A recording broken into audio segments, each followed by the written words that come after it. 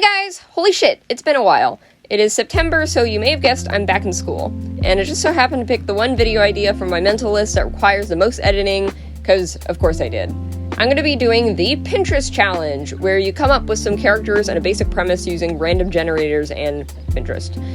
This was originated by Emma Artley, probably way too long ago for it to be super relevant. I don't know what you want from me. I'm bad at time management. But I haven't actually been talking about myself and my personal life, preferences, etc. for a very long time on this channel at all. But I have a kind of a thing with random generators, actually, especially for making out-of-context characters. I love just turning my brain off and seeing what I end up with, and also seeing if the finished product actually makes sense. It's like being in Vegas, but without the crippling debt. Anyway, let's pop on over to the Pinterest gathering footage. Off we go. Alright, it is time to pick our Pinterest elements. Characters, settings, names, all that good jazz. Okay. Don't mind the sound of the rain. We probably even have some thunderclaps in the background. I think it's quite aesthetic. I like it, but you guys might be annoyed by it, so sorry if you are. Anyway, okay, so first order of business, I believe, is the setting. No, you know what? I'm gonna do the year first, because I feel like some settings are like inherently kind of modernized, and then I would know to re-click it. Okay, random year generator. Okay, I'm gonna try to do the same generators as the original video, just so I kind of know I'm getting into or keeping it simple. Okay, I'm going to cap the bottom of the year off to 1800 because, to be honest, I'm not particularly interested in doing many periods before that point, and I feel like the further back you go in history, the harder it is to find kind of actually historically accurate costuming in the general consciousness, so I think this will just keep things from getting overwhelmingly complicated. Okay, so what do we got? Okay, right at the beginning there. All right, so 1805. I'm gonna like just kind of real fast see what we're getting a feel for. Okay. Well, it started on a Tuesday. Okay, that tells me so much. Oh, okay. It was the timeline of it was during the Napoleonic era. I think we're looking at Jane Austen times. Hold on, when was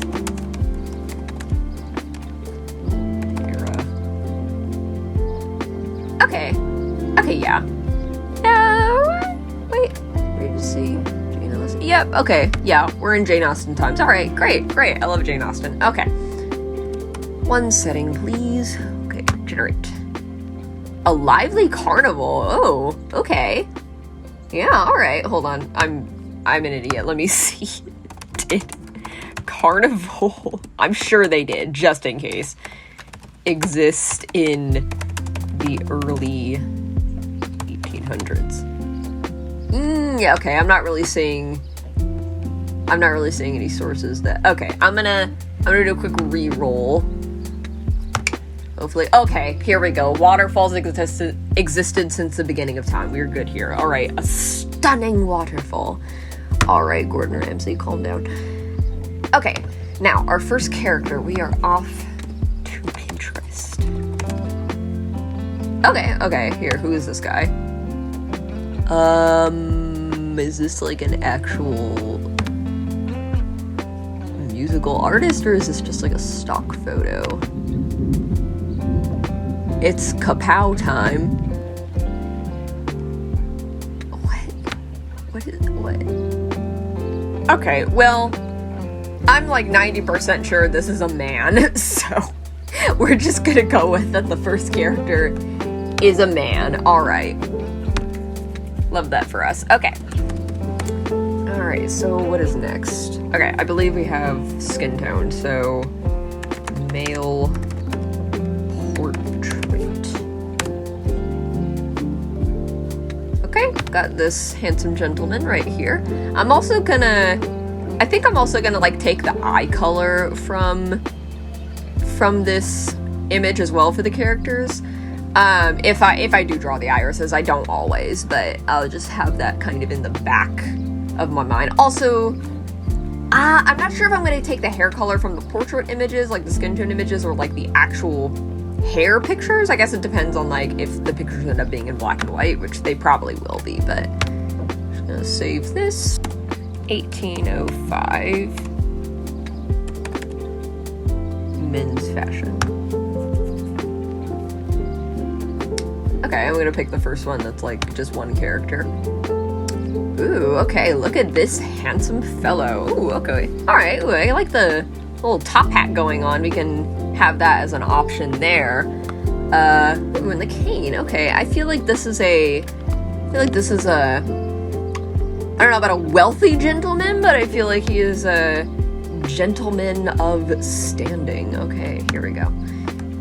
I think I'm gonna do 2 characters in this because I don't want to get overwhelmed drawing too many people. But I might go further. I don't know yet. Okay, 1805 men's hair. That is not a man from 1805. Okay, we're gonna go with this one. Oh, okay. This is not what I was expecting. I don't dislike it. I don't know if I like it either. Okay, we're gonna... That is a unique look. Okay. Okay, and then... body type.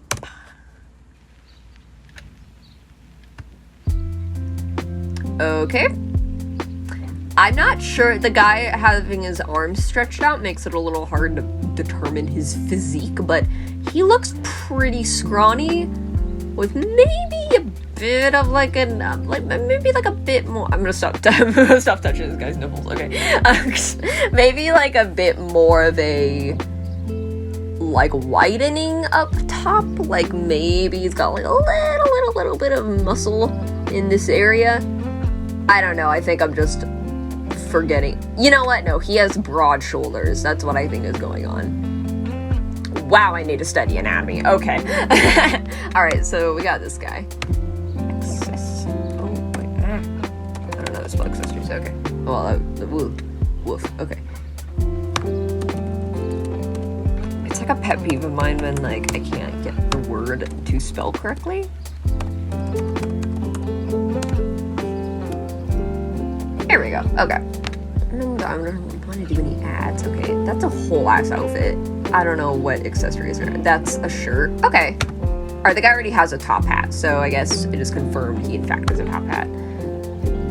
Okay, and then for the color schemes, I think it would be interesting to like keep the year as a identifier for the color for the search term, because I think if I don't, I'll get like some like wild colors that don't really fit the vibe of the time period, so I'm gonna do that.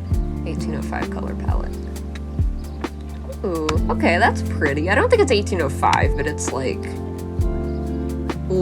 it won't be totally out of place. That is a lot of colors though. I don't know if this guy has the potential for that many colors, so I guess I'll just have my pick of the litter on this one. Okay, now we're going on to the name and personality. Okay, I don't think the personality is necessarily included in the original video.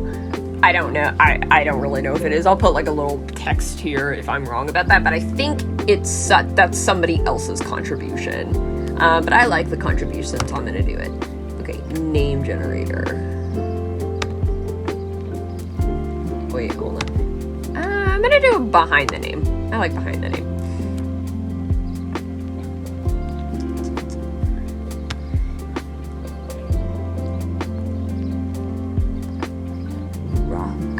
This is like a version of Raphael. Hebrew. Okay, yeah, I think it is.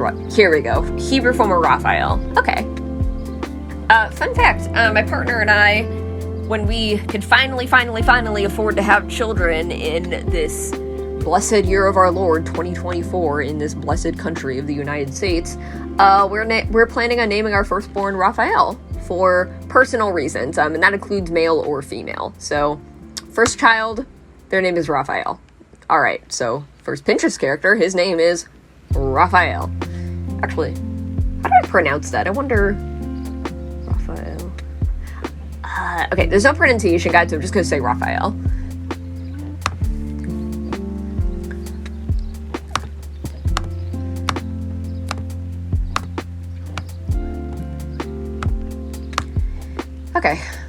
is easily impressed, so they just walk around surprised by everything all the time. Okay, we got a very easily impressed spirit. Oh, okay, sensitive. I like this one. Okay, I'm getting a feel for him already. Okay, good at making things seem interesting even if they're not. I feel like that fits very well with this. Like they can take the most mundane situation to tell a story about it in a way that makes it sound thrilling. Oh, okay, okay, I like this guy. He seems like quite a character. All right.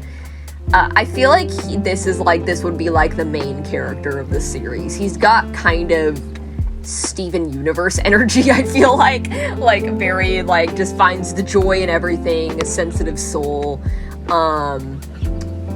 Makes things interesting. I feel like that's just because TV shows should be interesting, but, you know, yeah, I feel like this guy's got, like, main character energy.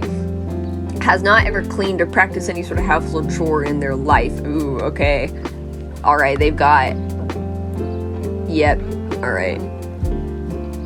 You know what, I wonder if this is, like, a product of him being, like, a little wealthy looking. I wonder if that is kind of his flaw, that he is, like, a little sheltered. Journaling, ooh, okay, I love that, alright. Yep, okay. I like this guy, this is a cool guy. Alright. Second character. Ooh, okay, the rain's really coming down now. You guys probably definitely hear that. Alright. Let me try to do music. I'll do song. Okay, that Love Island. Okay, Ophelia. Okay. The Lumineers are a male band, but I already have a male character and I want some variety, so I'm gonna go with, like, the actual cover art. And technically I did that on the last one too, because I wasn't sure if the artist was a man. I just went with the cover. So I'm gonna go with Ophelia as the, presumably this is Ophelia. I'm gonna go with her as the guide for this one. Ooh, okay. This lady here. Alright, we got kind of a warm skin tone. I like that. Either that or she's in the sunlight, but I'm interpreting it as a warm skin tone. I feel like I'm not giving much commentary for this one. It's probably going to be just like a series of, like, boop, boop, boop, boop. Here it is, all the visuals. I hope that's okay. It'll probably speed up the video time, so that's alright. Women's hair. 1805.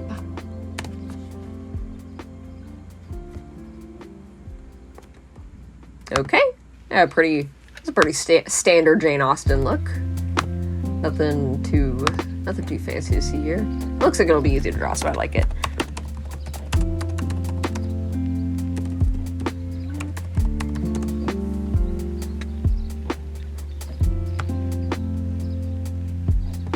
Okay, here we go. I think this might be a nightgown, but it's okay. It's historically accurate and it's an entire outfit. So we'll go with it. Kind of just see if it's a nightgown, most likely. So I would not be opposed to having a nightgown. Yeah, it's a nightgown. That's a nightgown. That's fine though. That's alright. At least I think. Wait, hold on. Oh, wait, hold on. I can see if it's a nightgown and it'll tell me. It just says dress. Okay, well.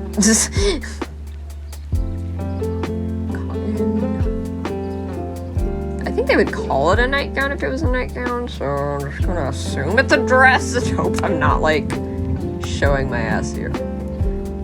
Okay, yeah, the cut of this makes it seem more like a dress, and I don't think a nightgown would necessarily have, like, this nice of detailing. Yeah, okay, this is pretty uncomfortable sleeping. I'm gonna go with the fact that it's a dress.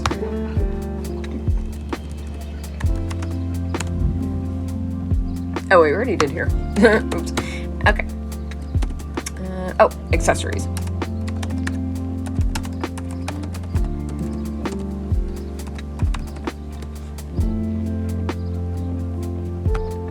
I figured we were gonna get some sort of hat. Okay. This is multiple hats, so is this... Oh, okay, I like this. This looks fun to draw, and I think the cream of this will fit the dress quite nicely. Alright, look at you. Wow, okay, that's gorgeous. It does say Civil War bonnet, but it also does say Regency bonnet and Jane Austen, so I think just whoever put this up isn't really sure exactly where it's from, but it fits the vibe enough, so I think it'll work. Okay, here we go. Ooh, okay, I like this. This is giving realistic body type. I don't really know how else to put that. Like, I feel like that is like kind of, I feel like this is actually like the average body type, rather than what the general public, rather than what the general media would have you believe. I think women,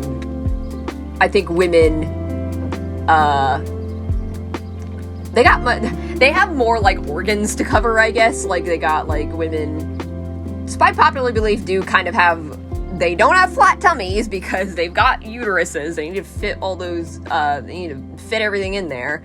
And then also, like, you know, like childbirth, they need bigger hips. I don't know. Why am I going on this like weird tangent about like all of the things a woman's body realistically needs?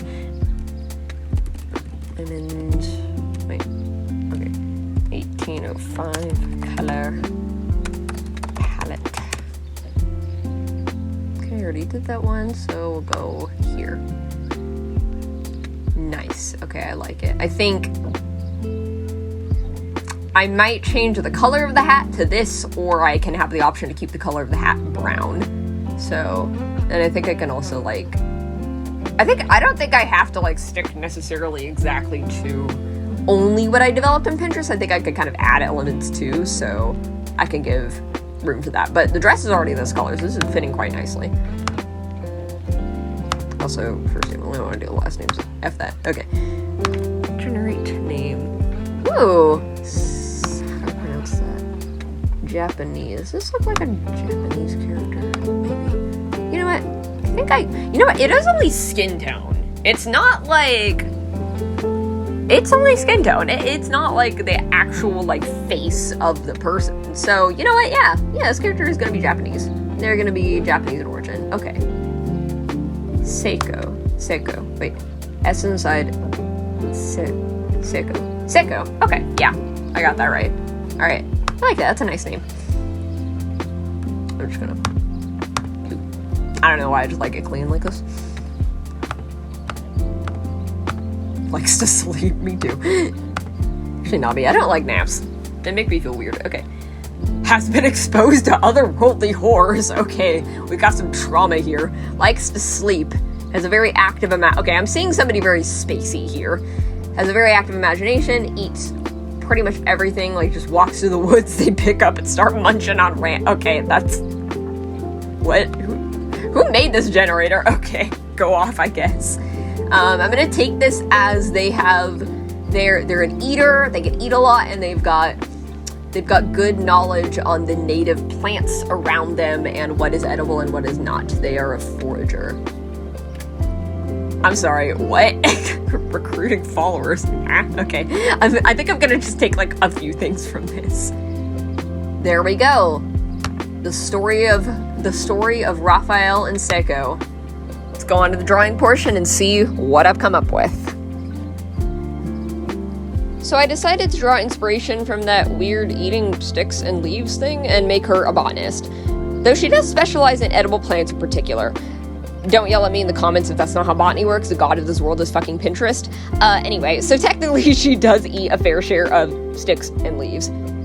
Regretfully, I did end up nixing that gorgeous hat because I wanted to see that braided bun. But... okay, I'm not gonna say I regret the decision, but she does look a bit plain, so I think it probably would have been better if I had also drawn a version including her bonnet. I'm gonna be so real, I did not have time, like, at all, like, whatsoever freaking ever. But I think the simplicity fits the character, though, so it's whatever, it's fine. Anyway, about her actual personality, who is she as a person? So, Seiko fought to be admitted to a university, and with both her father and 3 brothers having her back, she succeeded. All 5 of them knew she was a talented scientist and wouldn't take no for an answer. Seiko is open-minded and friendly to mostly everyone, but she's not a great team player by virtue of getting lost in her work. She'll hyper-focus on her research papers, recording her findings, studying the fine details of a particular specimen, etc. It's difficult to get her to actually absorb what you're saying while she's working. Here, Seiko is painting some pink flowers to go in her encyclopedia. I struggled a lot with the background because I was trying to use the palette colors, but I eventually decided to just go with an oldie but a goodie and make this textured, papery background. I don't think you guys have like seen my art enough on this channel, like this kind of art, not like animatics, to kind of know what like my patterns are, but that's kind of a favorite of mine. I like doing that I do that a lot. Anyway, she went on to graduate one of the best students in her graduating class and started an apprenticeship with one of her professors. It was there she discovered her love for plants that actually had practical use, such as food or medicine, and dedicated herself to discovering, identifying, and cataloging anything she could find that would benefit her community. Her goal is to write the most thorough encyclopedia of edible and medicinal plants in history so far. Being quite accomplished in Japan, her home country, and making a name for herself there, she was able to gather the funds to travel the world in this pursuit. By the time she made her way to the Americas, she had been working independently in the field for over 10 years. So she's around like 30-ish, like early 30s. And her expertise was pretty well known by the general public outside of Japan, thanks to Seiko being able to publish many of her journals in both Japanese and English. However, despite being more than qualified, she hadn't really thought much about mentoring a less experienced botanist until she met Raphael. Raphael is an American man around the same age as Seiko, who's been spending his adulthood working at a small accounting office. Basically, think Bob Cratchit. Growing up, no one really expected him to amount to much in terms of a career. He was very charming and well-liked by his peers, sure, but he had a funny way of being one of those people who wasn't really good at anything. He'd try all sorts of hobbies, interests, odd jobs, etc., and he could only really ever hope to find something he was average at. His friends would often call it his curse.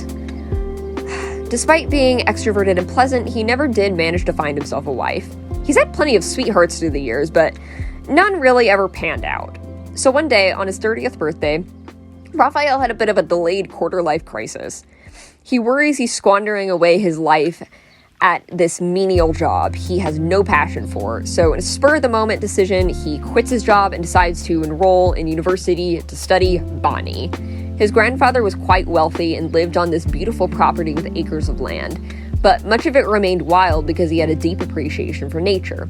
Raphael has fond memories of taking walks through the forest with his grandfather, enamored with the stories he'd tell of the ecosystems around them. However, unfortunately, Raphael was not actually accepted into the program. Dejected and about to beg for his old job back, he meets Seiko, carefully studying the emerging blossoms at his favorite quiet spot, a secluded little cove at the base of a waterfall. See, there's the waterfall. I brought in the waterfall. Fun fact, I forgot that I needed to include a waterfall until like this exact moment in the script. I was like, oh shit, isn't there like a location? Here it is. Here's the location. Anyway, I need to stop saying anyway. I say that so much. I'm so sorry. I need to come up with better transition words. Anyway, the top of which many families would take day trips and picnics to. At first, Seiko was a little annoyed by his questioning, partially because she wasn't entirely sure if he was actually impressed or just, was trying to hit on her. But she soon trusted his sincerity and found his interests endearing. She expressed that she was frustrated by the amount of passerbys she kept encountering in what she assumed to be a secluded area, and Raphael offered to show her the areas people wouldn't normally frequent since he comes there often. Over time, the two formed a close friendship. Even though he was a bit of a goofball and wasn't the typical picture of professionalism she was used to seeing in her fellow scientists, she saw his potential and took him on as her apprentice. He was a slow learner, but Seiko found she had actually quite the knack for teaching and was able to help him excel. Over time, Raphael grew to be a well-respected botanist in his own right, gaining a reputation for his preferred focus on rare flowering plants. As the two traveled together as a research team, they realized they loved each other more than just friends and coworkers, and got married in a small service at the very same waterfall that they met. Seiko completed her encyclopedia a decade into the making, and since she was quite homesick and Raphael had learned Japanese and enjoyed immersing himself in different cultures, they settled down in Seiko's hometown. They became professors at the university she graduated from and lived happily ever after. The end. Hope you guys enjoyed that little story. Sorry I couldn't help making it just a bit sappy at the end. I just thought these two sounded so cute together.